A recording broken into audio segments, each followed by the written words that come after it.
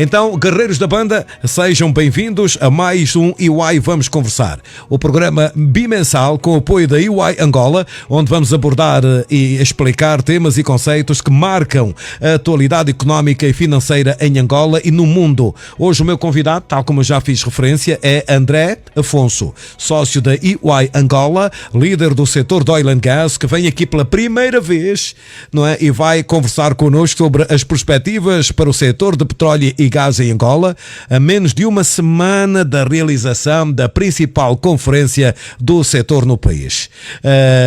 André Afonso é sócio da EY Angola, possui 15 anos de experiência no setor de petróleo e gás em Angola e fora do país, tendo trabalhado em empresas nacionais e internacionais. Atualmente é o líder da oferta de serviços da EY para o setor de petróleo e gás em Angola.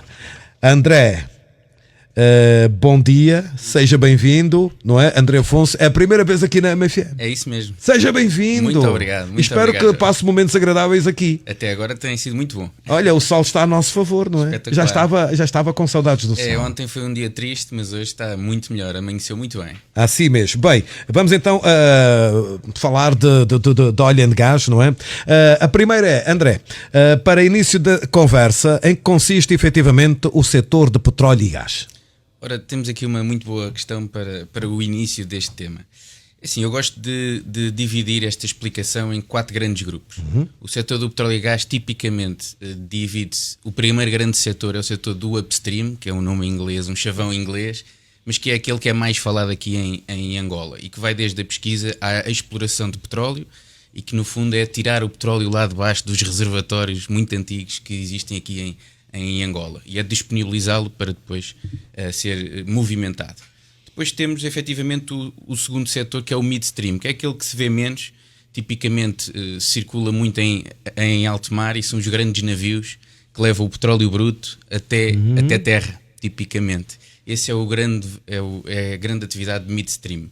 Depois temos um terceiro, que eu diria que é aquele que é mais visível para todos nós, o downstream. O downstream inicia-se com a refinação de petróleo, a refinação do petróleo bruto e transformação desse petróleo naquilo que nós utilizamos, a gasolina, o gasóleo, é essa movimentação. E aqui em Angola é feito ali na nossa refinaria de Luanda. Também, logo depois da refinação, temos a disponibilização dessas gasóleo e gasolina para o público em geral, nos postos de combustível, que nós todos conhecemos e a que todos vamos muitas vezes, não é? E, portanto, esses são os 3 típicos subsetores, mas há um quarto, que é muito relevante, que são as empresas que prestam serviço a estes 3 grandes subsetores. São os prestadores de serviços da indústria, que suportam toda a cadeia de valor, e vão desde as empresas que prestam serviço em alto mar, nas plataformas de petróleo, como as empresas como os armadores de grandes navios cargueiros, como as empresas de catering, como as empresas de limpezas, como todos esses serviços, os prestadores de serviços. É sem dúvida um ecossistema muito relevante, muito grande, eu diria que o mais integrado a nível mundial. André, diz-nos, e em que medida estamos a conseguir trazer o rendimento do petróleo e gás para os angolanos? Isso é uma questão que me fazem muito, felizmente. Tipicamente ouve-se muito esta questão e a resposta vem muito na ótica da arrecadação da receita fiscal, não é? É aquilo que vem diretamente para o Estado angolano. Mas de facto eu gosto de dividir esta resposta em 2 partes. É o rendimento direto e aquilo que é um rendimento indireto. O rendimento direto de facto é esse que falámos, a arrecadação da receita fiscal, que vem da venda do petróleo do Estado. Uma parte do petróleo é do Estado angolano, vem por meio de impostos, mas é em barris de petróleo e ele é vendido no mercado internacional. Isto também impacta muito positivamente a balança comercial nacional, é extremamente importante. Mas o petróleo depende de fatores internacionais que nós não controlamos. A procura, mas principalmente o preço do petróleo. E o Estado angolano e a Agência Nacional de Petróleo e Gás e Biocombustíveis têm procurado tentar controlar o volume de produção em Angola para garantir que se mantém essa receita fiscal. E tem-no conseguido com bastante sucesso nos últimos tempos. Mas temos também os indiretos, que eu diria que são os mais relevantes e que tocam nas pessoas, tocam nos angolanos. O primeiro de todos é o emprego. Esta indústria, principalmente os prestadores de serviços da indústria, dão muito emprego aos angolanos, todas aquelas empresas que eu referi que andam à volta das grandes petrolíferas, e mesmo as grandes petrolíferas dão muito emprego aos angolanos. Isso é um fator muito, muito relevante. E obviamente que isto, eu gosto sempre de referir que nós tendencialmente gostamos de pensar que falta algum emprego, mas há países como a Namíbia e Moçambique que estão a iniciar nesta atividade de petróleo e gás, que olham para Angola como uma fonte de talento para levar pessoas com experiência, que sabem trabalhar, que sabem desta indústria, para pôr a funcionar o negócio nesses países, o que é algo que é muito relevante. O país ganha com isso. Ganha bastante com isso. E obviamente que cada vez mais temos mais empresas angolanas a operar no setor e, portanto, os resultados e os dividendos ficam em Angola, são investidos em Angola, noutros negócios e, obviamente, no consumo nacional.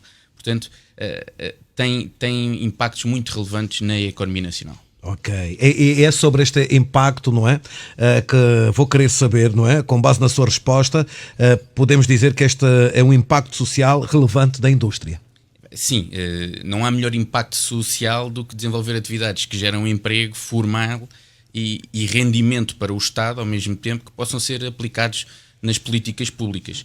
Mas eu não gostava de deixar de passar a oportunidade de dizer que as grandes empresas de petróleo e gás, as petrolíferas como nós lhes chamamos, mas as grandes empresas do setor investem muito em ação social, para além do pagamento de impostos e do emprego que geram. Todos os contratos de concessão existentes no país, assim como os grandes contratos a grandes empreitadas, a grandes investimentos e obras públicas, incluem investimentos relevantes de ação social, pagos diretamente pelos investidores e que são coordenados em grande parte pelo próprio regulador, a Agência Nacional de Petróleo, Gás e Biocombustíveis, assim como pelo Estado, e têm um impacto muito relevante nas zonas mais remotas do país. Não tanto em Luanda, também tem impacto em Luanda, mas investem tipicamente fora da grande cidade de Luanda.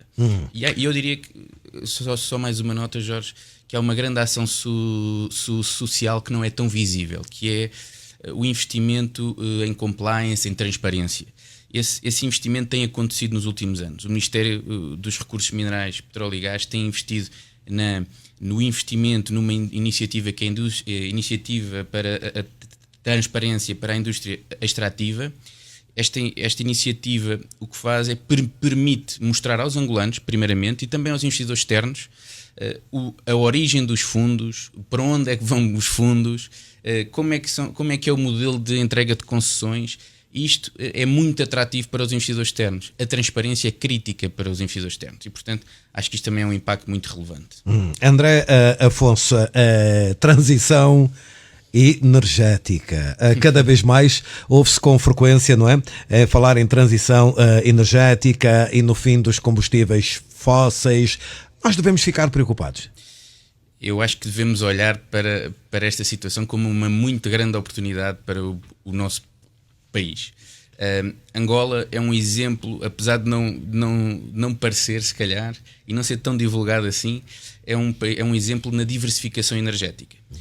Segundo o Estado angolano, em 2027, 73% da produção de energia em Angola vai ser através de energias renováveis. Hoje anda já perto dos 70%, maioritariamente através de energia hídrica. Isto é muito relevante, é sem igual em muitos países, na maior parte dos países mundiais. Isto é muito relevante. Obviamente que também nos próximos anos e até 2050 espera-se que a população angolana cresça significativamente. É expectável que chegue até 70 milhões de habitantes até 2050, segundo dados internacionais, populacionais, e o mesmo se vai verificar aqui à volta do país, nos países como a Zâmbia, como a Namíbia, os países fronteira com Angola. Portanto, o consumo energético em Angola e na zona subsaariana vai aumentar significativamente. Espera-se que em Angola cresça cerca de 5 vezes. Portanto, é uma oportunidade, é uma procura para energia muito grande. E Angola, se tem grandes capacidades de produção de energia, tem aqui uma oportunidade de aproveitar este aumento da procura para usar todos os recursos que tem, renováveis e não renováveis, para satisfazer essa procura. O Estado tem vindo a aproveitar isto. Obviamente que é um investimento estrutural muito significativo, são precisos fundos muito relevantes, mas o Estado tem vindo a investir, por exemplo, no aumento da capacidade de produção energética renovável, tanto hídrica como solar, principalmente, na capacidade de processamento e refinação de combustíveis fósseis. Há o investimento na refinaria do Oluíde, refinaria de Cabinda, que há de entrar em produção dentro de dias, ao mesmo tempo que o próprio regulador, em conjunto com a Sonangol e com as empresas do setor, tem procurado aumentar a atratividade da clássica indústria de produção de petróleo, aquela que nós todos conhecemos melhor e de qual falamos melhor, para além de dinamizar as fontes de energia como os próprios biocombustíveis. Só uma aposta integrada nas várias fontes de energia é que garantirá o objetivo de segurança energética para todos os angolanos. Andrei, para terminar, não é? Já sabemos que não devemos ficar preocupados de tanto ouvir falar em transição energética e no fim dos combustíveis, porque há soluções, não é? Há soluções. Então, para terminar, na próxima semana acontece a aguardada conferência Oil and Gas, com a presença e participação da EY Angola. O que é que vocês vão apresentar nesta conferência? Nós vamos falar de vários temas. Nós vamos fazer uma revisão daquilo que foi, se calhar, os 50 anos da indústria desde a independência, mas vamos procurar focar muito naquilo que é o futuro do setor em Angola. E nós achamos que o futuro do setor vai andar de mão dadas com o futuro de Angola em si. Portanto, vamos falar principalmente daquilo que é a evolução do setor, os grandes desafios, sendo que eu divido sempre também estes desafios em dois. Eu gosto muito de dividir as minhas respostas em vários pontos, mas eu divido em dois. Aqueles que nós não controlamos, e de facto não é sobre esse que nos vamos debruçar. Nós não controlamos a procura externa nem os preços. Nós, quando digo nós, é os operadores da indústria. Mas há alguns em que os operadores e o Estado se podem debruçar. Um é o desafio do financiamento. O desafio do financiamento, o acesso a capital, é preciso muito investimento nesta indústria e, portanto, o Estado e as organizações devem investir em tornar Angola como o campeão da atração de investimento externo. Depois, existe o desafio da inovação e da digitalização. Ouve-se muito este palavrão, não é? Digitalização, mas é de extrema importância. A necessidade de adoção de tecnologias digitais, como a inteligência artificial, nas operações, contribuem para esta eficiência. Nessa conferência, a EY vai apresentar casos práticos já em uso de inteligência artificial que trazem muita eficiência nas operações. E por fim, se calhar o mais importante, que eu deixo sempre ao fim, que é a gestão do talento, a gestão das pessoas. É muito importante formar as pessoas para estarem disponíveis e com as competências certas para estes outros desafios, para os desafios da inovação. No fundo, eu acho que o futuro do setor é feito cada vez mais das empresas angolanas e dos angolanos, e é sobre eles que devemos investir.